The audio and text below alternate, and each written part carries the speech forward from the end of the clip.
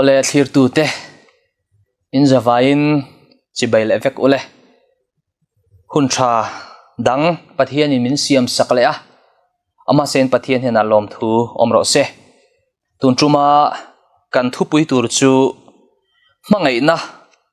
ne tu ro pui ni na ti ani don ani kan chang in nga na lo chiari la isaya bung som nga pathum changa nima sela ani chu kan bo chiat na te awangin hliamin a oma kan kholo na te awangin vuak thitlinin a oma kan thlamuan na tura thunun na chu achunga atla a avuak na vualte a ti damin kan omta lalpan athu kan zatan mal somro se amen lo tong trayang lalpa kan pathian min mangai tu vanro puyami hun thadang min siam sakle awangin lom thu kan hrila che khongai takin tun huna I thu kan puan chhuah turte nangin miron puan chhuah pui le la ngai thatu te le thlir tu zong te po I tharau thiang himal somna kanon dil sakle boke khongai takin kan hun zong nangin iro puinan min man sakang che zong chu isua mengin inhena kanon dile amen ole ne tu ni hi thillom ania khovel thila po ne tu ni chu thilro pui tak ani mase pathiana ero chuan ne na hi engin nge kan chan kan ti chuan mangai na in ani le thon thoin bul kan chananga rum kha chu school no pang lulul deu mai hi a oma asual ve khop maya school a chuan shrem hlo ber ani a ti chuan shremna chi sang atuar to thin ma selangin zirtir tu te thu kha a oi du chuang ho lo maya ti chuan in a tha thei ho lo ti ngai na awang khop mai ta chuan in an zirtir tu chuan in ngai tu na dang amang ta a mangai na in ne atum ta ni chu engtin nge o mangai na chuan he ta kang sukula chuan in lekha them tu man pai lo tur tin thu an chuale ta a lekha them pe piang chu shrem an niang tin thu a chu ani chu tia thu chua nuwa po chuan chu no pang lulu tak mai chuan in lekha te chu an pot noi an pot soma a han pe dar vel ani te chuan school no pang zong chu a ko chuak ta in chu muala chuan a ko chuak ta ko khom ta vek maya a chan chu he school no pang hi asual sia mi nan hlawani mi vel achinga chu tiang chuanin in la boss takin kan tiang chu kha school a khanin a in vei vung vel ani chu ta chuanin school zirtir tu pa chuanin no pang zong te chu mola chuan ko chuak ta a chu tia a ko chuak vek na chuan chu no pang sual tak mai chu a ko chuak ta ani mi zong school no pang zong an mu thei tur chuan ko chuak le ta ni chu ti chuan in le chu tia ko chuak chuan pe lo zet mai hian room zet mai hian in ron chuaka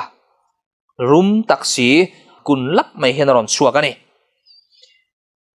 ta chuan in ama vuak ai chu zirtir tu chuanin a vuak na tiang chu no pang chu apeta a ta chuan akut ado ta ni chumo chu zirtir tu chuan voice sari min voro ati ta ni chu ti chuan chu no pang chuanin voice sari chu an vota tap zoi chungin voi thum bak avo thei lovani voi thum bak avo thei reng lo asual na awangin midangina an tor daya kha angai ngam lo poni ve ang school no pang chu atap ta zoi maya ti chuan a toy zongin chu zirtir tu pa chuan thu that tak mai a shilin thatak in en kola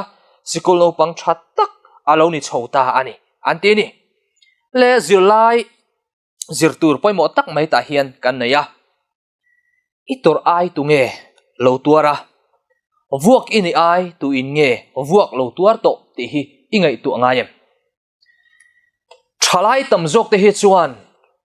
kator ai tuar le vuak kani aya vuak tuar hi kan ngai tuang lo fo thin chumi wang chuan ke mani du dan angin kan nun kan lo mang thina nuam kan ti lam zong hoin ke kan pe na pathian ril runat na tur ke mani awanga vuak tuar mo ti du da tuar lam thir lovin kan nom chen na tur le kan nom sak na tur kan lo thir fo thin ani chu mangai na thin lung zirtir tuina an nei ang chiat chuan lali su Krista chu nang le ke mi sual chunga hian mangai na aneya chu mangai na awang chuan chatuan boral turakha chatuan nunna kan lo changle theita ani lalpa fakin omro se kan chunga thale felte chunga chau ril ru tha kan puthian engi omji om tero engma omzia aom lovani tin kan chunga tha em te kan chunga fel em te chunga hian ril ru thalo hi kan pu theilo ril ru thalo kan pu theilo shim shim chu mi shin na poni han ngai tu chiang tai la tero kan chunga pathian that na hi han ngai tu chiang tai la mi hring te hi pathian laka hian kan van fel do em kan mi hring puite po kan fel theilom ma se pathian that na te pathian khongai na le mangai na te kan ngai tu chian lo thin awang hian pathian laka hian kan fel hlei theitlat lova kan pen bo san fo thin ani hi mi hring fa te hi pathian laka hel thin lul thin tlan bo le sualna tin reng taya pathian poi soitu kan ni fo thina kan felna ve po hi pathian laka chuan pathian mit mu chuan bol hlo mai ania eng ma ani lo tero u chu tiang chu kan ni a kan ni na dik tak ani kan sualna wanga shemphu ngoi kan ni ma se shem kan ni ta em kan sualna angzel hian shem ni ngal ta ze meilang chuan dam kho chuak tur hi kan omin aren omlovani romburuk chang somni pathumin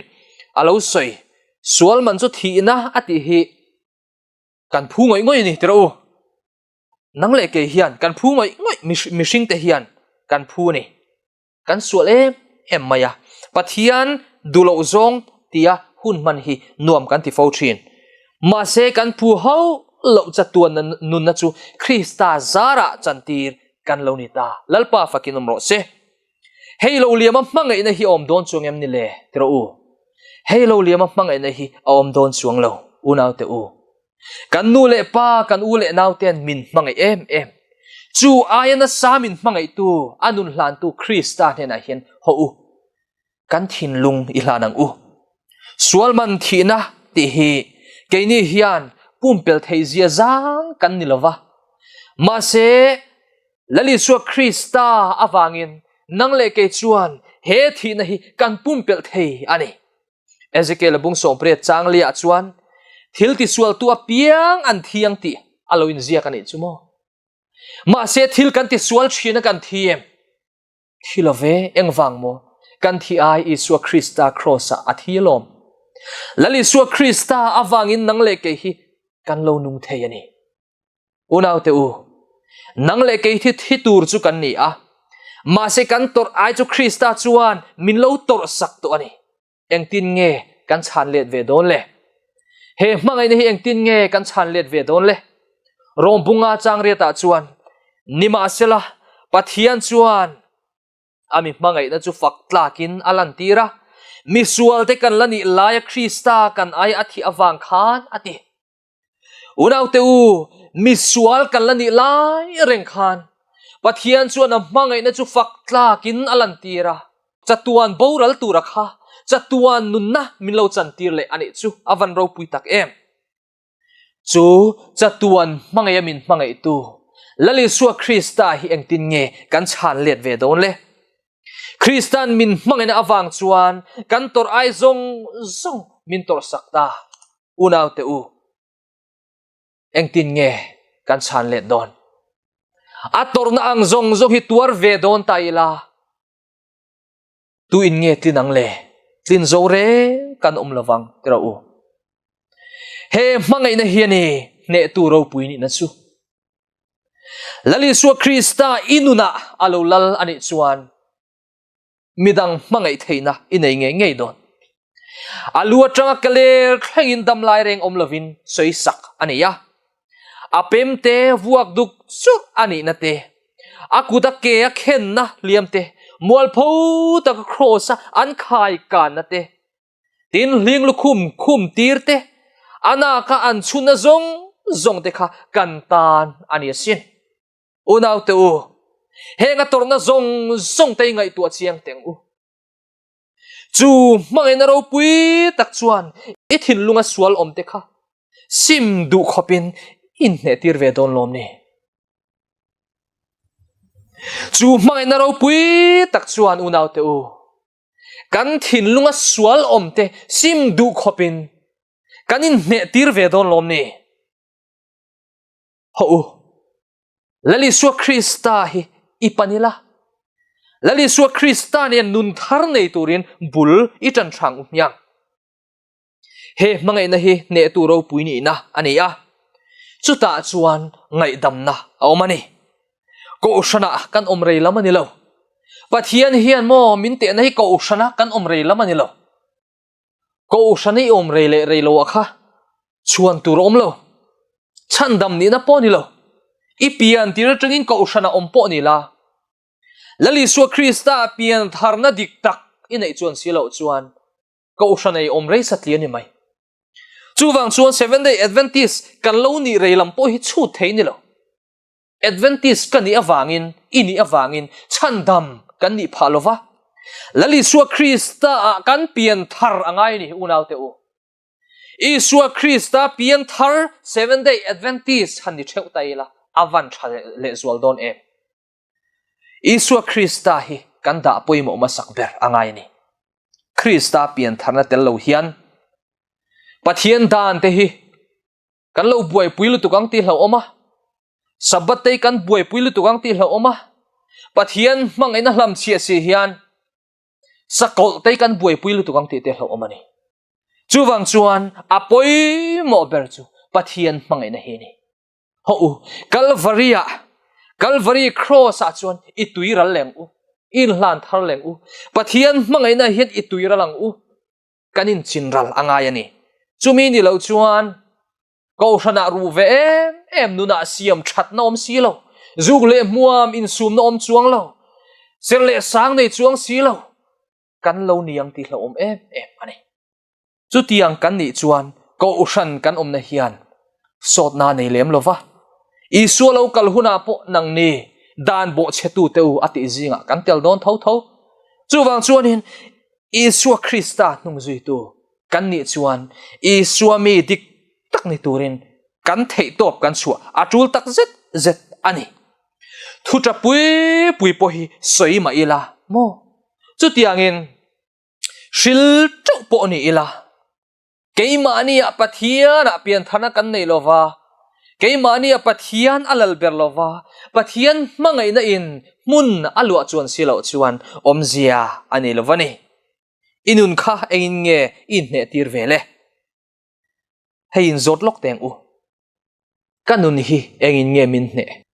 pathian mangai na hian kan nun hi a ne a pathian mangai na kanin chingral ani chuan unaw te u ni chi na kan soi ngai dam na te po kha kan lo nei thei ani pakhat kan soi lenga ka testimony pathian ro puinan chau ni se tum khat chu ka tho na pakhata skula ania ti chuanin kan tho pui pakhat hianin amamo a kan ti te ang amamo ka poisa lo la ni ka hriat lo khan kan hlo tam vak silova karil runa ve em ai enga tinge o katia ril ru kha a hri om ve ni ka hriat tira chuan ka mi hring ril ru lo chuak ve chumo ka mi hring ril ru lo chuak ati chuanin ka ril ru na em khan principal ka phone ta a principal hena chuan ama chulo chuan keima ka chuakang ka ti ni chu ama chulo chuan keima ka chuang ka tia ma selangin makdeu chu tharau thiang hlim ompuina kalo chan awangin chu tharau thiang hlim chuan tong trai ro min ti ni zing ania trong trai turin ka thing thita a ti chuan ani chu e rong bolin oma hei tukin chu chok ei don lo chong hei trong trai ka nei don ka tia chong hei trong trai chu ka nei ta ni ti chuan chong hei trong trai kan nei zowa karil ru chu la dam chuang lo ani na taka chuan karil ru khala dam mai lo ma se pathian hne na khan lom thu te ka soya tiang chuan atan teng ka trong trai ni hun lo kala Friday lo ni ya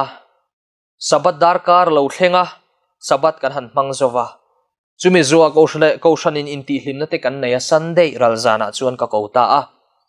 yom dan engkim ka hria ka poisa ilak dan zong zong po ka hravek nang ma nge ni lani ti po ka hria ma se khang te kha ima moila ni mai min peturin ka ti lo che a lali su Krista min ka ngai dam che mathai je ka soyang khan in chunga thil ti sual tu te in ngai dam lo chuan in pa vanamin angai dam bik lawang cheu ti thu kha ka chiar khum ani ti chuan kan panhin kut in suin sual puan na nen pathian ma chuan thing thin kan tong traya kan trap zoi mai ni chu ta ka ngai dam chian zia chu khatiang ang reng reng khan midang hi ka ngai dam chian kala shelo chu tiang chu ani a pathian mangai na atrang chi hian midang ngai dam theina hi omani unau te u kha ngai dam na po ha keima ti thei ani haulo pathian khongai na ka chan ve wang ani a pathian khongai na awangin mangai na chu min lo chan tira chu mi wang chawa chu ngai dam na chu nei thei kani chu wang chuan chu mangai na chu ne tu ni na ani a chu mangai na wang chuan ka chunga thil ti sual tu chu kalo ngai dam theita atan kalo tong trai sak theita atan ka mit tui ka seng theita ani chu avan ro pui em chu tiang tur chuan nang le ke hi kan nu na hian engelal ber eng hian nge kan nun hi ne thin le pathian mangai na hian kan nun hi lo ne sela lo ti tui ral sela ka van ti em kan sual na zong phur tu mangai na in kan nun a hne si lo chuan kan thil tha ti te hian engma omzia anei theilo ani chuwang chun pathian mangai na hian inun le kanun hi hne mol ro se unau du tak in ngai tlom takin isua ke bula in hlan thar don lom ni ho u isua ke bula in hlan tharang u hring nun sual te chu Williamin Krista chu kan mangai let ve don lom ni mangai let turin ke ipenila kan hun liam to kan thil ti thalo zong te chu en liamin nun thar nei turin bultran thale turin ho u lali su Krista hena ikirang u ti in kanin som ani lalpan athu kan zatan mal som ro se amen